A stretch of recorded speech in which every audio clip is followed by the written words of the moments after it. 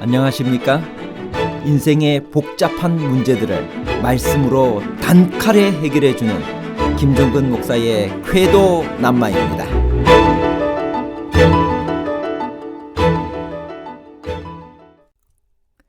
신명기 1장에서 모세의 설교를 들은 청중은 시내 광야의 경험이 없는 사람들 뿐이었습니다. 그런데 왜 모세는 마치 그들이 광야 초기의 경험을 공유한 사람들인 것처럼 언급하고 있나요? 신명기 1장에서 모세의 광야의 추억을 듣는 자들은 출애굽 1세대 사람들인가요? 아니면 출애굽 2세대 사람들인가요? 출애굽 1세대와 출애굽 2세대에 관한 복잡한 문제를 하나님 말씀의 가르침으로 명쾌하게 해결해 드리겠습니다. 신명기 1장 1절에서 5절에 일어난 사건이 일어난 것은 출애굽 여정 중 언제인가요? 신명기 1장 1절에서 5절을 읽겠습니다. 이는 모세가 요단 저편 숲 맞은편에 아라바 광야 곧 바란과 도벨과 라반과 하세롯과 디사합 사이에서 이스라엘 무리에게 선포한 말씀이니라. 호렙산에서 세일산을 지나 가데스 바네아까지 10하룻길이었더라. 제40년 11월 그달 초 1일에 모세가 이스라엘 자손에게 여호와께서 그들을 위하여 자기에게 주신 명령을 다 고하였으니 때는 모세가 헤스본에 거하는 아모리 왕 시혼을 쳐 죽이고 에드레이에서 아스타롯에 거하는 바산 왕 옥을 쳐 죽인 후라. 모세가 요단 저편 모압 땅에서 이 율법 설명하기를 시작하였더라. 일렀으되 이스라엘 백성들이 BC 1446년 1월 15일에 애굽을 출발했고 45일 후에 시내산에 도착했으며 시내산에서 거의 1년을 머물며 율법을 받고 성막을 건축하고 조직을 정비했습니다. 그 후 시내산을 떠나라는 명령을 받고 11일을 진군하여 가나안 변경에 있는 가데스 바네아에 도착했습니다. 가데스 바네아에서 가나안 땅으로 진군하기 전 백성들의 요청으로 12정탐꾼을 뽑아 가나안 땅을 40일 동안 정탐했습니다. 그러나 믿음 없는 10정탐꾼의 보고로 백성들이 절망하여 가나안 정복을 포기하고 애굽으로 돌아가려 했기 때문에 이스라엘 백성들은 다시 광야로 들어가 출애굽 1세대가 다 죽고 가나안을 정복할 준비가 될 때까지 38년을 더 기다릴 수밖에 없었습니다. 긴 38년의 세월이 지난 후 이스라엘 백성들은 드디어 여리고 맞은편 모압 평지에 도착하여 가나안 땅에 들어가기 위한 마지막 정비를 시작합니다. 그리고 가나안 땅으로 진군하기 전 2달 열흘을 앞두고 모세는 출애굽 2세대들에게 다시 한번 율법을 상기시키면서 마지막 권면을 시작합니다. 그 권면이 신명기의 내용입니다. 모세는 38년 전에 일어났던 가데스 바네아의 사건을 쓰라린 가슴으로 회상하고 있습니다. 그 사건의 전말은 무엇인가요? 왜 모세는 광야에서 태어난 세대들에게 마치 그들이 시내산 경험을 한 것처럼 말했나요? 신명기 1장 19절에서 21절입니다. 우리 하나님 여호와께서 우리에게 명하신 대로 우리가 호렙산에서 발행하여 너희의 본바 크고 두려운 광야를 지나 아모리 족속 산지 길로 가데스 바네아에 이른 때에 내가 너희에게 이르기를 우리 하나님 여호와께서 우리에게 주신 아모리 족속의 산지에 너희가 이르렀나니 너희 하나님 여호와께서 이 땅을 너희 앞에 두셨은즉 너희 열조의 하나님 여호와께서 너희에게 이르신 대로 올라가서 얻으라. 두려워 말라. 주저하지 말라 한즉 우리 하나님 여호와께서 호렙산에서 우리에게 말씀하여 이르시기를 너희가 이 산에 거주한 지 오래니라고 신명기 1장 6절에 말씀하십니다. 모세는 설교를 시작하면서 그의 청중들과 함께 지나온 긴 광야 생활을 다시 되돌아봅니다. 그는 먼저 우리 하나님 여호와께서 호렙산에서 우리에게 말씀하여 이르시기를 이라고 하면서 하나님의 말씀을 돌아봅니다.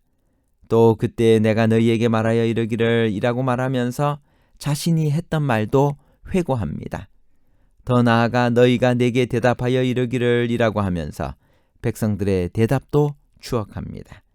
이런 모세의 표현은 지금 모세의 설교를 듣는 백성들이 그때 시내산에서 경험을 공유한 사람들임을 전제한 것입니다. 그런데 바로 이 점이 풀어야 할 난점이 됩니다. 왜냐하면 신명기 1장이 시작되기 이전에 마침 민수기 26장의 백성들 계수에서 출애굽 세대는 다 죽었다고 밝히고 있기 때문입니다. 민수기의 마지막 계수는 가나안 땅에 들어가 전쟁을 수행할 사람들을 정금하기 위한 것이었습니다. 여호와께서 모세와 엘르아살에게 이스라엘 중에 20세 이상으로 능히 전쟁에 나갈 만한 모든 자를 계수하라고 명하셨습니다. 그런데 이 계수에는 시내 광야에서 계수한 이스라엘 자손은 한 사람도 들지 못하였다라고 기록합니다. 왜냐하면 갈렙과 눈의 아들 여호수아 외에는 한 사람도 남지 아니했기 때문입니다. 그러므로 신명기 1장에서 모세의 설교를 들은 청중은 시내 광야의 경험이 없는 사람들 뿐이었습니다. 그런데 왜 모세는 마치 그들이 광야 초기의 경험을 공유한 사람들인 것처럼 언급하고 있을까요? 그러나 가나안에 들어가지 못하리라는 선언을 들은 사람들은 20세 이상 된 남자들이었습니다. 그 일은 모세가 파송한 정탐꾼들의 보고를 받은 후에 있었습니다. 여호수아와 갈렙을 제외한 10명의 정탐꾼들의 보고를 들은 이스라엘 회중은 통곡하며 차라리 광야에서 죽거나 애굽으로 돌아가는 것이 낫겠다고 원망했습니다. 이에 하나님은 너희 중에서 20세 이상으로서 계수된 자, 곧 나를 원망한 자 전부가 여분네의 아들 갈렙과 눈의 아들 여호수아 외에는 내가 맹세하여 너희에게 살게 하리라 한 땅에 결단코 들어가지 못하리라고 하셨습니다. 그러므로 가나안에 들어가지 못할 대상자들을 정확히 알기 위해서는 너희 중 20세 이상으로 계수된 자의 의미를 분명히 파악해야 합니다. 그것을 알기 위해 거기에 포함되지 않는 자들이 누구인지를 확인해 보십시다.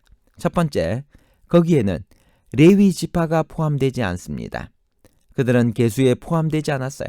실제로 여호수아는 정탐꾼들을 파송할 때에도 레위 지파에서는 선발하지 않았습니다. 둘째로 여자들은 포함되지 않았습니다. 계수는 언제나 남자들을 대상으로 한 것이었습니다. 셋째로 당연히 20세 미만은 포함되지 않았습니다. 실제로 여호와께서는 너희의 유아들은 내가 인도하여 드리리니라고 하셨습니다. 그러므로 모세가 신명기 설교를 시작했을 때 시내 광야의 추억을 간직한 사람들이 얼마든지 있었습니다. 더 나아가 모세의 언급은 개개인이 아니라 한 나라로서 그 민족 전체를 언급한 것으로 이해할 수 있습니다.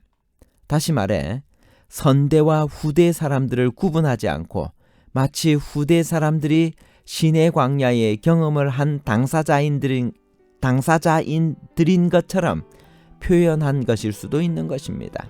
그러므로 하나님의 말씀대로 20세 이상 된 출애굽 세대의 남자들은 광야에서 죽었다 하더라도 지금 모세가 말하는 시내 광야의 경험을 직접 한 많은 백성들이 있었던 것입니다. 가데스바네아에서 가나안 땅을 40일 동안 정탐한 것은 하나님의 지시였나요? 아니면 백성들의 요청이었나요?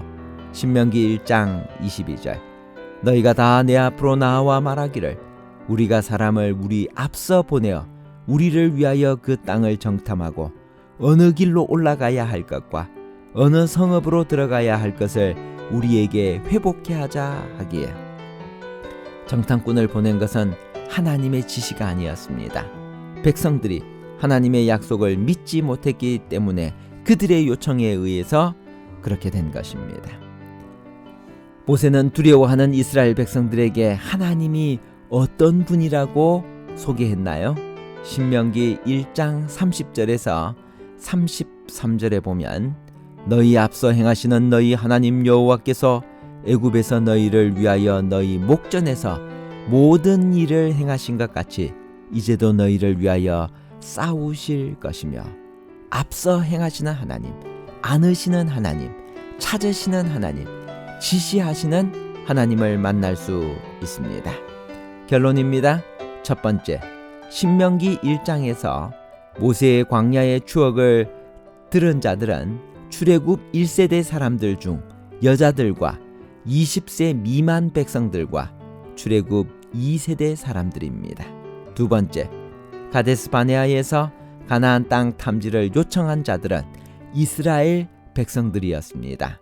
세 번째, 신명기 1장 30절에서 33절에 나오는 하나님은 앞서 행하시는 하나님, 안으시는 하나님, 찾으시는 하나님, 지시하시는 하나님이십니다. 감사합니다.